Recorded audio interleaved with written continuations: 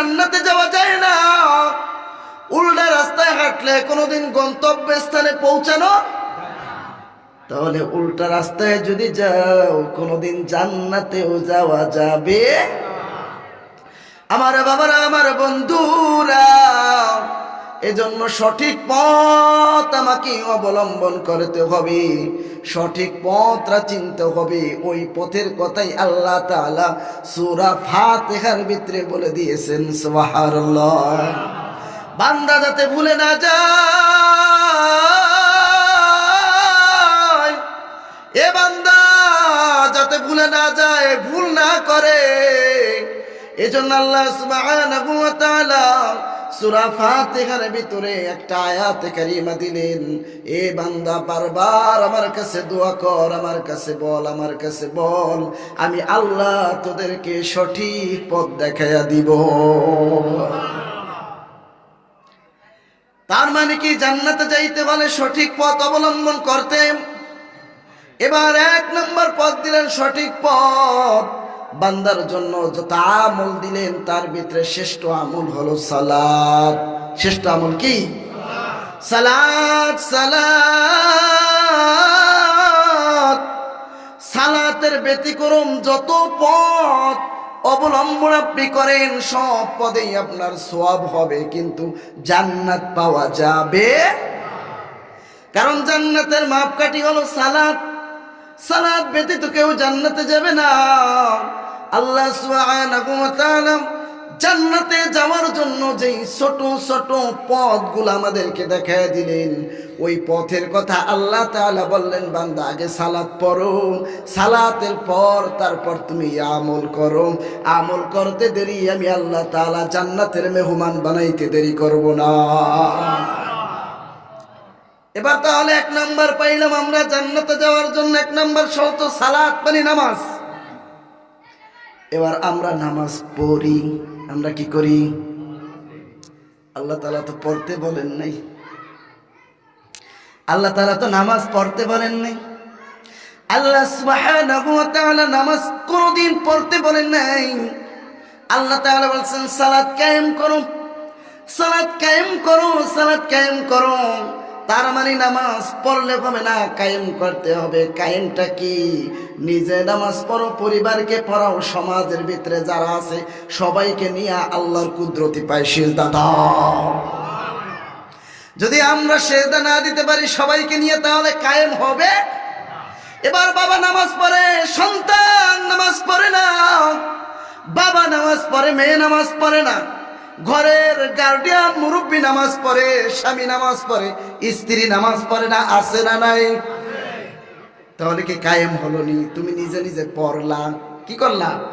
পড়া দিয়ে হবে না, কায়েম করতে হবে। কায়েম, এই কায়েম যখন হয়ে যাবে, তুমি যখন নিয়মিত নামাজ আদায় করবা, তোমার পরিবারের সবাই পড়ে, সমাজের সবাই যেই সময় নামাজ পড়ে, ওই সময় আল্লাহ তাআলা জান্নাতের যাওয়ার জন্য আল্লাহ তাআলা আবার পথ খুলে দিলেন। এ বান্দা, জান্নাতে যাওয়ার জন্য নামাজ পড়ছো, এবার নামাজের পর কিছু উপকরণ আমি তোমাদেরকে দিলাম। এই উপকরণগুলা যদি তোমরা আমল করতে পারো, আমি আল্লাহ তাআলা সহজে তোমাদেরকে জান্নাতে পৌঁছে দেব। কিন্তু নামাজের পরে আমাদের একটা অভ্যাস হইল, আমরা নামাজের পরে সালাম ফিরাইতে দেরি, উইঠা যাইতে দেরি করি। কি তাড়াহুড়া, ঠিক না ভাই? আহা আহা, অথচ সময় দিছেন কে? আপনাকে সুস্থ রাখছেন কে? ওই যে জমিতে ফসল ফলাইতেছেন, ওই ফসল দেন কে? ওই যে চাকরি করতেছেন, এই চাকরি দিয়েছেন কে?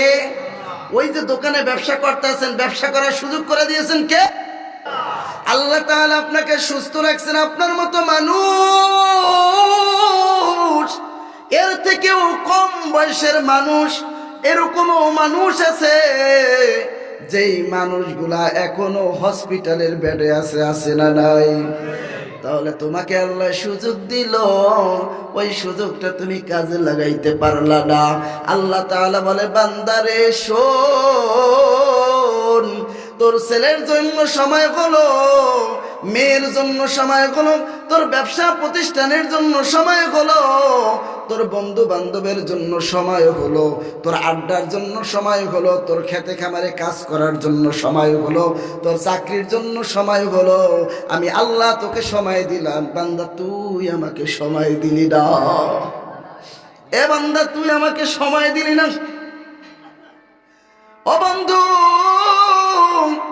যে আল্লাহ তাআলা সময় দিলেন, ওই আল্লাহ তাআলার জন্য যার সময় হয় না, আল্লাহ তাআলা ইচ্ছা করলেই ওই সময় আবার কেড়ে নিতে পারেন, ঠিক কিনা? কিন্তু আল্লাহ তাআলা কিন্তু এই জুলুম করেন না। কারণ আল্লাহ তাআলা চান সবাই জান্নাতে যাক। এজন্য বাবারা আমার, নামাজের পরে আমরা কেউ উঠে দৌড় দিব না। নামাজের পরে রহমাতুল লিল আলামিন কিছু আমল করেছেন, যে আমলগুলা ছোট ছোট আমল, কিন্তু এর ফজিলত আসমান এবং জমিনের ভিতরে যত ফাঁকা জায়গা আছে এর চাইতেও বেশি উত্তম। সুবহানাল্লাহ। এক নম্বরে নামাজের পরে আমরা আস্তাগফিরুল্লাহ পড়ব। কি পড়ব? কয়বার? জোরে পড়েন। পিছন দিয়ে মনে হয় শোনা যায় না। কয়বার? আর জোরে বলেন, কয়বার? 3 বার বলবো আস্তাগফিরুল্লাহ, আস্তাগফিরুল্লাহ, আস্তাগফিরুল্লাহ। বান্দা কেন বলবি জানোস নি? এ বান্দা, তোর নামাজের ভিতরে যদি কোনো ভুল ত্রুটি হয়, নামাজের পরে আস্তাগফিরুল্লাহ বলতে দেরি, আমি আল্লাহ তাআলা ভুল ত্রুটি ক্ষমা করতে দেরি করব না। হ্যাঁ বান্দা, আস্তাগফিরুল্লাহ ছোট ছোট 3 বার। এরপর যদি একটু বাড়ায়া বলো, আর একটু ভালো কইরা যদি তুমি আল্লাহর কাছে চাও, আস্তাগফিরুল্লাহাল্লাযী লা ইলাহা ইল্লা হুয়াল হাইয়ুল কাইয়্যুম ওয়া আতুবু ইলাইহি লা হাওলা ওয়ালা কুওয়াতা ইল্লা বিল্লাহিল আলিয়্যিল আযীম। ক্ষমা করে দিবেন একজন, তিনি কে? এই আস্তাগফিরুল্লাহ আমরা পড়ি না, আস্তাগফিরুল্লাহর আমল, ক্ষমা চাওয়ার আমল আমরা করি না। এখন আর আমাদের সময় নেই, কিন্তু করার দরকার আছে না নাই? এই আস্তাগফিরুল্লাহ কত বড় দামি বাবা, কত বড় দামি। আল্লাহ তাআলা বলেন, বান্দা তুই যত বছর গুনাহ করছস রে, আমার ডাকায়া, আমার পয়রা, আমার সব কিছু দিয়া তুমি যা কিছু করছো জীবনে, যত গুনার কাম করছো, যত যদি অপকর্ম করছো, যত ফাহিশা কাজ করছো, বান্দা একবার যদি আমার কাছে আস্তাগফিরুল্লাহ বলস, দিল থেকে যদি বলস, আবার অনেক করবে আস্তাগফিরুল্লাহ আস্তাগফিরুল্লাহ আস্তাগফিরুল্লাহ, আছে না নাই? দিল থেকে হলো? হ্যাঁ, দিল থেকে বলতে হবে। দিল থেকে যদি তুই আমার কাছে মাফ চাস, তওবা করস, আস্তাগফিরুল্লাহ বলস, তওবা করস, আমি আল্লাহ তাআলার সাথে যদি অঙ্গীকারবদ্ধ হস, এ মালিক জীবনভর গুনাহ করে কাটায় দিছি, সামনে যতদিন রাখো আর গুনাহ করব না। এ মালিক আর গুনাহ করব না, অনেক গুনাহ করছি মালিক। আল্লাহ তাআলা বলেন, বান্দা শোন, তোর জন্য আমার দরজা খোলা। আল্লাহ তাআলা ওই কথাটাই কোরআনে কারীমে জানিয়ে দিয়েছেন, ইয়া আইয়ুহাল্লাযীনা আমানু তুবু ইলাল্লাহি তাওবাতান নাসুহা। আল্লাহু আকবার। আল্লাহ তাআলা ডাক দিয়ে বলেন, বান্দা শোনো শোনো, কত বছর গুনাহ করেছো? 40 বছর গুনাহ করেছো, 50 বছর গুনাহ করেছো, 60 বছর গুনাহ করেছো, বান্দা আমার রহমত থেকে নিরাশ হইস না। আমি আল্লাহর দরবারে আয়, তাওবাতুন নাসুহা, মানে এমন তাওবা কর জীবনে আর করবি না। এই তওবা যদি বান্দা তুমি করতে পারো, আমি আল্লাহর সাথে সাথে তোর অঙ্গীকার কবুল করে নিয়ে জীবনের সব গুনাহ মাফ করে দিব। আল্লাহ তাআলা কি মেহেরবান। কিন্তু এই আস্তাগফিরুল্লাহর আমল এখন আমাদের ভিতরে নাই। অথচ আরেকটা আস্তাগফিরুল্লাহর একটা ইস্তিগফার রয়েছে, অনেক দামি ইস্তিগফার। এত দামি ইস্তিগফার আল্লাহ তাআলা আর দেন নাই, একটাই দিয়েছেন। এই ইস্তিগফারের নাম হলো সাইয়্যিদুল ইস্তিগফার। রাহমাতুল লিল আলামিন বলেন সাইয়্যিদুল ইস্তিগফার, এতটা দামি ইস্তিগফার, কেউ যদি ফজরের সালাতের পর এই সাইয়্যিদুল ইস্তিগফার একবার পাঠ করে, তাহলে ওই দিনের ভিতরে যদি বান্দা মারা যায়, আল্লাহ তাআলা বিনা হিসাবে জান্নাত দিয়ে দিবে। এ বান্দা শুন, ওই সাইয়্যিদুল ইস্তিগফার যদি তুমি সন্ধ্যার নামাজের পরে পড়ো তথা মাগরিবের সালাতের পরে পড়ো, আল্লাহর নবী রাহমাতুল লিল আলামিন ঘোষণা করে দেন, ওই রাতে যদি বান্দা মারা যায়, ওই বান্দাকে আল্লাহ তাআলা জান্নাত দান করে দিবেন। এ মুসলমান তাল্লুকবাসী শুনে নাও, কিভাবে সহজে জান্নাতে যাওয়া যায়। কিন্তু এই ইস্তিগফার আমরা অনেকে পারি না, পড়তেও চাই না। আমার বাবারা ও আমার যুবক ভাই, তোমাদের উদ্দেশ্য করে বলছি, যারা সাইয়্যিদুল ইস্তিগফার পারো না তারা মুখস্থ করে নাও। আমরা এই জায়গায় অনেকে আছি পারি, ঠিক কিনা? অনেক আছি পারি না। যাদের কাছে মোবাইল আছে আপনারা আজ রেকর্ড করে নিতে পারেন। রাহমাতুল লিল আলামিন এই সাইয়্যিদুল ইস্তিগফারের প্রতি খুব গুরুত্ব দিতেন। তিনি সকাল সন্ধ্যা এটা আমল করতেন।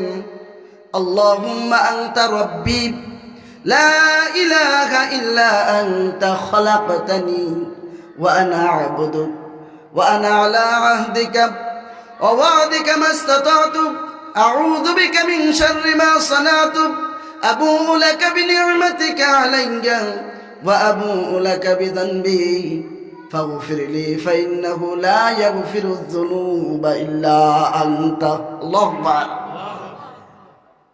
বেশি বড় না, আপনাদের কাছে যাদের কাছে এখানে অ্যান্ড্রয়েড মোবাইল আছে, কার কার কাছে দেখি হাত জায়গায়। অ্যান্ড্রয়েড মোবাইল, বড় মোবাইল, টাচ মোবাইল, টাচ অনেকের কাছে আছে মাশাআল্লাহ। এই মোবাইলে সার্চ দিবেন, মোবাইলে ইউটিউবে যে সার্চ দিবেন, সার্চ দিলেই দেখবেন অনেক আলেমরা এই সাইয়্যিদুল ইস্তিগফার বলতেছে। ওটা শুনে শুনে আপনারা মুখস্থ করে নেবেন ইনশাআল্লাহ। আল্লাহ তাআলা কবুল করুক, পড়ি আমিন। তাহলে ইস্তিগফারের দাম কম না বেশি? ওই বেশি দেখেই আল্লাহ তাআলা নামাজের পর দিয়েছেন সুবহানাল্লাহ। যে জিনিসটা সবচেয়ে গুরুত্বপূর্ণ ওই জিনিসটা আল্লাহ তাআলা নামাজের পর দিয়ে দিয়েছেন, কারণ যাতে নবীর উম্মত যাতে জাহান্নামে না যায়। শুধু জান্নাত চাই বললে তো হবে না, পথ তো চলতে। তার মানে এক নম্বরে বোঝা গেল কি, সালাতের পর আস্তাগফিরুল্লাহ বলবো কয়বার? জোরে বলেন কয়বার? 3 বার বলবো। এরপরে আমরা পড়বো আল্লাহুম্মা গফিরলি ওয়ারহামনি ওয়াহদিনি ওয়াআফিনি ওয়ারযুকনি ইয়া আরহামার রাহিমিন। এই দোয়া যদি না পারেন এরপর পড়বেন আয়াতুল কুরসি। নাম কি? জোরে পড়েন, আর জোরে। আয়াতুল কুরসি আমরা কি নতুন শুনছেন? এটা আরো আগে শুনছেন না? আয়াতুল কুরসি খুব কোরআনে কারীমের ভিতরে সবচেয়ে বরকতপূর্ণ আয়াত, ফজিলতপূর্ণ আয়াত। এর থেকে দামি আয়াত আল্লাহ তাআলা আর দেন নাই। এত দামি আয়াত আয়াতুল কুরসি। এখানে অনেকেই পারেন, ঠিক কিনা বাবারা আমার? যারা আয়াতুল কুরসি পারেন, আয়াতুল কুরসির ফজিলত শুনে যাও। রাহমাতুল লিল আলামিন আয়াতুল কুরসি সম্পর্কে হাদিস শরীফের ভিতরে বলেন, ক্বালা রাসূলুল্লাহ সাল্লাল্লাহু আলাইহি ওয়াসাল্লাম মান ক্বারা আয়াতুল কুরসি দুবুরা কুল্লি সালাতিন মাকতুবাতিন লাম ইয়ামনাউহু মিন দুখুলিল জান্নাতি ইল্লা আইয়ামুত। আল্লাহ রাসূল সাল্লাল্লাহু আলাইহি ওয়াসাল্লাম বলেন, আয়াতুল কুরসি এমন একটা পাওয়ারফুল আয়াত, এই আয়াতরা যদি কোনো ব্যক্তি 5 ওয়াক্ত সালাতের পর পড়ে, ওই ব্যক্তি মরতে দেরি, জান্নাতে যাইতে দেরি হবে না। তার মানে সালাতের পরে, ঠিক কিনা? সালাত এত দাম, পরে বলছেন যেই ব্যক্তি 5 ওয়াক্ত সালাতের পর আয়াতুল কুরসি পাঠ করে ওই ব্যক্তি মরে না, জান্নাতে যায় না, মানে মরলেই জান্নাত। সুবহানাল্লাহ, কত দামি আয়াত। এখন মানুষ গান মুখস্থ করে, কবিতা মুখস্থ করে, এরপর বিভিন্ন আইটেমের জিনিস মানুষ মুখস্থ করে, বিভিন্ন জিনিস মানুষ মুখস্থ করতে পারে, কিন্তু মানুষ আয়াতুল কুরসি মুখস্থ করতে চায়। আপনার সন্তানকে আয়াতুল কুরসি শিখান, আয়াতুল কুরসি আপনার মেয়েকে শিখান, আপনার ছেলেকে শিখান, আপনার ছোট সন্তানটাকে আয়াতুল কুরসি শিখান। জিনে ধরার যত রোগ আছে, এই জিন শয়তান, ইবলিশ শয়তান আর খবিশ শয়তান, কোন শয়তান আপনার সন্তানের কাছে আসতে পারবে না। এত দামি আয়াত, কিন্তু এই আয়াত আমরা গুরুত্ব দেই। আয়াতুল কুরসি কত বড় ফজিলতপূর্ণ আয়াত। আমি 5টা ফজিলতের কথা বাবারা আমি আপনাদের সামনে বলবো। আয়াতুল কুরসি পড়লে 5টা ফজিলত। কয়টা ফজিলত? 1 নম্বরে আয়াতুল কুরসি পড়ে যদি কোনো ব্যক্তি ঘর থেকে বের হয় কোনো জায়গায় যাওয়ার উদ্দেশ্যে, আল্লাহ তাআলা 70,000 ফেরেশতা দিয়া ওই বান্দাকে হেফাজত করেন। 2 নম্বরে যে ব্যক্তি সকাল ও সন্ধ্যায় ঘরের ভিতরে আয়াতুল কুরসি পাঠ করে, আয়াতুল কুরসি তেলাওয়াত করে, রাহমাতুল লিল আলামিন বলেন ওই ঘরে কোনোদিন দারিদ্রতা প্রবেশ করবে না। নাম্বার 3, আয়াতুল কুরসি পড়িয়া যখন বান্দা ঘুমায়, স্বপ্নের ভিতরে ওই ব্যক্তি কোনোদিন খারাপ কোনো জিনিস দেখবে না, ওই ব্যক্তির ঘুমের ঘরে কোনোদিন স্ট্রোক হবে না, ওই ব্যক্তির ঘুমের ঘরে কোনোদিন অপমৃত্যু হবে না। ঘুমের ঘরে ঘুমের আগে যদি কেউ আয়াতুল কুরসি পড়িয়া ঘুমায়, আল্লাহ তাআলা হাজার হাজার ফেরেশতা নিয়োগ করে দেন ওই বান্দাকে হেফাজত করার জন্য। নাম্বার 4, কোন ব্যক্তি যদি সালাতের পর যদি কোনো ব্যক্তি আয়াতুল কুরসি পড়ে গো, সালাতের পর 5 ওয়াক্ত সালাতের পর আয়াতুল কুরসি পড়ে, এই আয়াতুল কুরসি দ্বারা ওই ব্যক্তি যদি ওই দিনে মারা যায়, আল্লাহ তাআলা বিদায় হিসাবে জান্নাত দিয়ে দিবেন। 5 নম্বরে আল্লাহ সুবহানাহু ওয়া তাআলা দেখেন আমাদের জান্নাতে নেওয়ার জন্য শুধু পথ, মনে আছে নি? কি দেখান? সোজা পথ দেখান। উম্মত যাতে জান্নাতে জাহান্নামে না যায়, উম্মত যাতে জান্নাতের পথ পায়, এজন্য আল্লাহ সুবহানাহু ওয়া তাআলা 5 নম্বরে একেবারে সহজ করে দিলেন। বান্দা যখন তুমি ওযু করো, ওযুর পরে যদি তুমি আয়াতুল কুরসি পড়ো, আমি আল্লাহ দুনিয়াতে তোমার 70 গুণ মর্যাদা বৃদ্ধি করে দেব। যেই সম্মানের জন্য আজ আমরা পাগল, একটু সম্মান অর্জন করার জন্য মানুষের পিছনে দৌড়াই, টাকা ভাঙ্গি, ঠিক কিনা? রাতের পরে রাত, দিনের পরে দিন মানুষের পিছনে দৌড়াই, একটু সম্মানের জন্য, একটু সম্মান অর্জন করব। ও আমার বাবারা, ওই সম্মান আয়াতুল কুরসি যদি কেউ পাঠ করে ওযুর পরে, আল্লাহ তাআলা বলেন আমি আল্লাহ তোর সম্মান বাড়িয়ে দিব। তাহলে এত ফজিলত কেন তুমি করো না? এখন বলেন হুজুর এতবার তো আমরা পাঠ করতে পারবো না।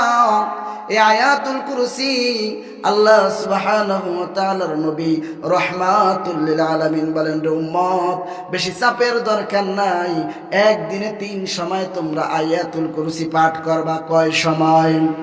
আর যারা বলেন কয় সময়? 3 সময় যদি পাঠ করতে পারো, আল্লাহ তাআলা এই সমস্ত ফজিলত তোমাদের আমলনামায় দিব। সুবহানাল্লাহ। নাম্বার 1, আল্লাহ সুবহানাহু ওয়া তাআলা ঘোষণা করে দেন যদি কেউ 5 ওয়াক্ত সালাতের পর আয়াতুল কুরসি পড়বা 5 বার। কয়বার? আর যারা বলেন কয়বার? এরপরে সকালে একবার, সন্ধ্যা একবার। কয়বার? 2 বার। কয়বার? সকালে একবার, সন্ধ্যায়। এরপরে তিন নাম্বার হলো বান্দা যখন ঘুমাইতে যাইবা ওই সময় তুমি আয়াতুল কুরসি পড়বা। এই তিনবার যদি কেউ আয়াতুল কুরসি পড়ে আল্লাহ সুবহানাহু ওয়া তাআলা বলেন ওই বান্দার মরতে দেরি, জান্নাতে যাইতে দেরি হবে না। আর জয় বলি সুবহানাল্লাহ। আয়াতুল কুরসি এতটা দামি আয়াতুল কুরসি, কিন্তু আমরা করি না। আয়াতুল কুরসি কেউ যদি পড়ে তাহলে ওই ঘরের ভিতরে কোনোদিন চুরি হবে, চুরি হলেই ধরা খাবে, চুরি হলেই কি হবে? ধরা খাবে। আল্লাহ রাসূল সাল্লাল্লাহু আলাইহি ওয়াসাল্লামের দরবারে সাদাকাতুল ফিতরের কিছু খেজুর আসছিল, খেজুর। এই খেজুর পাহারা দেওয়ার জন্য আল্লাহ রাসূলের এক সাহাবী, প্রখ্যাত সাহাবী আবু হুরায়রা রাদিয়াল্লাহু তাআলা আনহুকে তিনি নিয়োগ দিলেন যে এই খেজুর তুমি পাহারা দিয়ে রাখবা। তাই তিনি রাত জাগিয়ে খেজুর পাহারা দেন। এর মধ্যে জিন শয়তান আছে না নাই? জিন শয়তান আসিয়া খেজুর খাইতে লাগছে। ধপ কইরাই আবু হুরায়রা রাদিয়াল্লাহু তাআলা আনহু ধরে বসছে, চোর ধরে বসছে। লাই তুমি কেন খেজুর খাও, চুরি করো কেন? আবু হুরায়রা রাদিয়াল্লাহু তাআলা আনহু তো নরম মনের মানুষ ছিলেন, সাহাবা তো, ঠিক কিনা? কোন সাহাবা কি শক্ত দিলের মানুষ ছিলেন না। তাকে বুঝায় বললেন যে ভাই আমার পেটে খুব ক্ষুধা, এজন্য আমি চুরি করতে আসছি, আমাকে একটু খেজুর দাও, আমি খেয়ে যাই, আর আসবো না, আর আসবো। তো প্রথম দিন তিনি ছেড়ে দিলেন, দ্বিতীয় দিন আবার আসছেন, একই কথা, ভাই অনেক ক্ষুধা, কোথাও খাবার পাই না, তোমার এই জায়গায় খেজুর আছে, এই জন্য আমি আবার আসছি ভাই, আর আসবো না। বললাম আর আসবো না, তুমি আমাকে ছেড়ে দাও। আবু হুরায়রা রাদিয়াল্লাহু তাআলা আনহুর মায়া হলো, তিনি আবার তাকে ছেড়ে দিলেন। তৃতীয় দিন তিনি আবার আসছেন, এবার টাইট কইরা ধরছে, না এবার আর ছাড় নাই, আমি তোমাকে নিয়ে যাব রহমাতুল লিল নবীর কাছে, আমি নিয়ে যাব নবীর কাছে। বলে না না, তুমি আমাকে নবীর কাছে নিও না, তাহলে আমি যে অপরাধ করেছি একে একে 3 দিন, তাহলে আমার যে কঠিন বিচার হবে এই বিচার আমি সহ্য করতে পারবো না। অনেক কান্না অনুনয় বিনয় করার পরে আবু হুরায়রা রাদিয়াল্লাহু তাআলা আনহু তো থামবে না, না নিয়েই যাব। এবার তিনি একটা অফার করলো, ও আল্লাহর নবীর সাহাবী, তুমি আমাকে নিও না, আমি তোমাকে এমন একটা জিনিস আজ শিক্ষা দিব, যেই জিনিসটা শেখার পর তুমি সব চাইতে তাড়াতাড়ি জান্নাতের পথ খুঁজে পাইবা। আবু হুরায়রা রাদিয়াল্লাহু তাআলা আনহু বলেন, তুই তো শয়তান, তুই আবার কি শিক্ষা দিবি? তুই কি শয়তান হলেও কোরআনে কারীমের ভিতরে এমন একটা আয়াত রয়েছে, এমন একটা মর্যাদাপূর্ণ আয়াতে কারিমা রয়েছে, যে আয়াতটা যদি তুমি সকালে পড়ো সন্ধ্যা পর্যন্ত মারা গেলে তুমি জান্নাতি। যে আয়াতটা যদি তুমি 5 ওয়াক্ত সালাতের পর পড়ো তুমি মরতে দেরি আল্লাহ তাআলা জান্নাত দিতে দেরি করবেন না। আবু হুরায়রা রাদিয়াল্লাহু তাআলা আনহু তো জান্নাতের পাগল, ঠিক কিনা? কারণ সাহাবারা ছিলেন কিসের পাগল? আর আমরা হইছি দুনিয়ার যত শুনি। অনেকেই ফজরের নামাজ পড়ব, অনেকে আসছে যাই, হুজুর কি আলোচনা করে শুনি, যদি ভালো লাগে, কণ্ঠসুরটা যদি একটু ভালো হয় তাহলে থাকবো, আর যদি কণ্ঠসুর খারাপ হয় ওয়াজের মাহফিল থেকে ভাগবো। কথা বলেন ঠিক কিনা? যদি খিচুড়ি খাওয়ায় রাত 1টা বাজুক ওনে বয়ে থাকুন, আর যদি খিচুড়ি না হয় তাহলে কোনো রকম একটু উকি ঝুঁকি দিয়া চলে আসবো। কথা বলেন ঠিক কিনা? বাইরে সবাই যে জায়গায় আসছেন, এই যে শত শত মানুষ, সবাই কি ওয়াজের পাগল?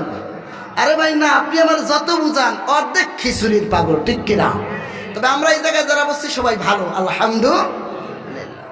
আল্লাহ তাআলা আমাদের প্রত্যেককে কবুল করুক, সকলে বলি আমিন। আর যারা বলে আমিন। আমার বাবারা, আমার বন্ধুরা,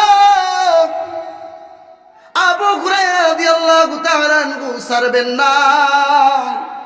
আর শয়তান অনুনয় বিনয় করে পড়ে তোমাকে যে ইহদিনাস সিরাতাল মুস্তাকিম যে আল্লাহ তাআলা বলেছেন সঠিক পথ, জান্নাতে যাওয়ার যে পথটা তোমাকে দেখাইবেন ওই পথটা আমি তোমাকে বলে দিব। সুবহানাল্লাহ। শয়তান জান্নাতে যাওয়ার পথ বলে দিব, বিশ্বাস করা যায়?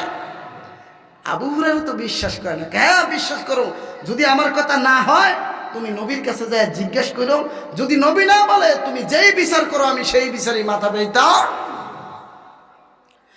আবু হুরায়রা রাদিয়াল্লাহু তাআলা আনহু ছেড়ে দিলেন, ঠিক আছে যান। আবু হুরায়রা রাদিয়াল্লাহু তাআলা আনহু নবীর কাছে গিয়ে তিনি ডাক দিয়া বলতেছেন, ইয়া রাসূলুল্লাহ, ইয়া হাবিবাল্লাহ, আপনি যে আমাকে খেজুর পাহাড়ের দায়িত্ব দিয়েছেন, এই খেজুর পাহাড় আমি একে একে 3 দিন দিলাম। 3 দিনেই শয়তান আসছিল খেজুর খাওয়ার জন্য, কিন্তু আমি খাইতে দেইনি। তবে 3 দিনেই আমি তাকে ধরে ফেলেছি। লাস্টের দিন আপনার কাছে নিয়ে আসব। এই মুহূর্তে শয়তান আমাকে ডাক দিয়া বলে, ভাই নবীর দরবারে আমাকে নিও না, আমি তোমাকে এমন একটা আমল শিক্ষা দিব, এমন একটা আয়াতের ইনফরমেশন দিয়ে দিব, এমন একটা পথের ইনফরমেশন দিব যেটা কোরআনে কারীমের ভিতরে সবচাইতে ফজিলতপূর্ণ আয়াত। নবীজি বলেন, বলো কি? শয়তান বলছে? হ্যাঁ শয়তানই তো বলছে। সত্যি? হ্যাঁ কি বলছে? আবু হুরায়রা রাদিয়াল্লাহু তাআলা আনহু ডাক দিয়ে বলেন, হুজুর, ইয়া রাসূলুল্লাহ, ইয়া হাবিবাল্লাহ, শয়তান আমাকে বলছে কোরআনে কারীমের ভিতরে সূরা বাকারার ভিতরে একটা আয়াত আছে,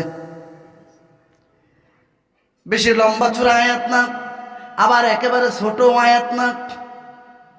ওই আয়াতে কারীমা নাকি পাঠ করলে, যে ব্যক্তি পাঠ করে ওই ব্যক্তি নাকি জান্নাতি হয়ে যায়। সুবহানাল্লাহ। আল্লাহ রাসূল তো বুঝে গেছেন, ঠিক কিনা? আল্লাহ রাসূল বলছেন, বলো কি? শয়তান তোমাকে ইনফরমেশন দিছে? বলে হ্যাঁ। শয়তান পথভ্রষ্ট হইতে পারে, কিন্তু শয়তান যে ইনফরমেশন দিল, যে আয়াতের কথা বলল, এই আয়াত সত্যি। আল্লাহু আকবার। এই আয়াত সত্যি, কিন্তু আজ মুসলমান এই আয়াত পড়তে চায়।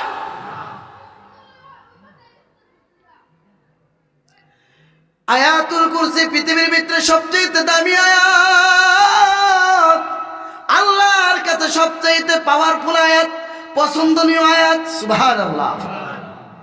ওই আয়াত আল্লাহ সুবহানাহু ওয়া তাআলা নামাজের পর দিলেন, ঠিক কিনা?